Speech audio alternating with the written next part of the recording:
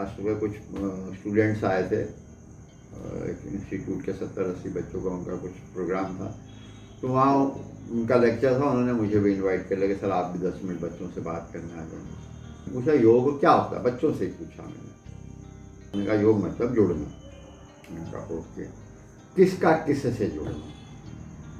तो उन्हीं में से एक बच्चे ने कहा आत्मा का परमात्मा से जुड़ना, आपो दीपो भव।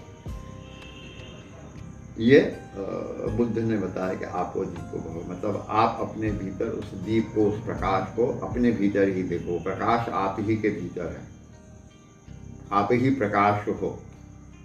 ठीक, दो बातें हो गई, आपो दीपो भव, आप ही दीपो हो, आप ही प्रकाश हो।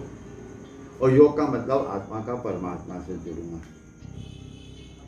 अब मैंने उन बच्चों से पूछा कि वो कहाँ है जिससे जुड़ना है, वो कहाँ है? आपको आत्मा को परमात्मा से जुड़ना, तो वो है कहाँ? तो बच्चों ने कहा भीतर है।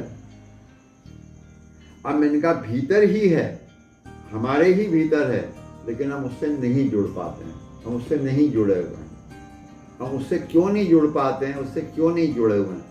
क्योंकि हम भीतर जाने से एक तो डरते हैं, और हम लोगों के अभ्यास ऐसे पड़ गए हैं कि हम भीतर नहीं, हम बाहर ही देखते हैं, बाहर ही जाते हैं कि वहाँ क्या है, उसके पास क्या है, उसका कैसा, उसका कैसा, उसका कैसा। क्योंकि वो प्रतिस्पर्धा, बाहरी प्रतिस्पर्धा और बाहरी यात्रा हमारी इतनी तेजी से चल रही है। बाहर बाहर बाहर इतनी तेजी से, हम इतनी तेजी से बाहर दौड़ रहे हैं, भाग रहे हैं। कहाँ भाग रहे हैं, दौड़ रहे हैं, पता नहीं, बाहर जा रहे हैं।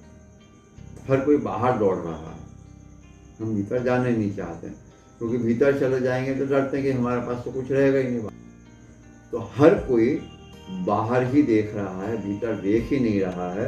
तो जो अपने भीतर भगवान को नहीं देख पा रहा, भीतर नहीं जा रहा है, उसे बाहर भी कहीं भगवान नहीं दिखता है।